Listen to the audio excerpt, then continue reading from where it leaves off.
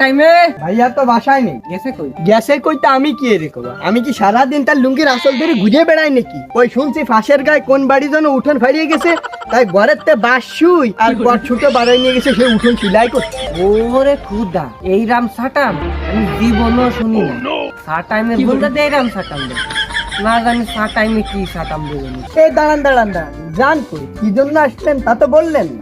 না মানে আপনাকে ওই তাল গাছটা কিনতে আইছিলাম। এই তাল গাছ? আমার মাথাটা ঠিক আছে তো? হ্যাঁ, এই তাল গাছ দ্বারা আমার দাদি প্রত্যেকদিন সকালবেলা ওই যে মেশাক করে, মেশাক। তাল গাছ ওরে আল্লাহ, এদের তাও হচ্ছে পুত্র বাড়ি, বাসের কোন সিমুটা, বাতের ডাল, আর সাটাইমের গুণ বেশি জানি। এই জায়গা থাকা যাবে না, এই জায়গা থাকলে বিপদ বাড়বে, তাতে বরং আমি কাইতে করি। এই জান কই চাটাম থেকে আমি শুরু করলাম, দুইখান শুনে পারলেন না, দিলেন তো। হ্যাঁ, চাটাইমের বুনির ব্যথা এসে এরকম ভয় পাচ্ছেন, চাটাইমের সাথে আসেন আবার দেখা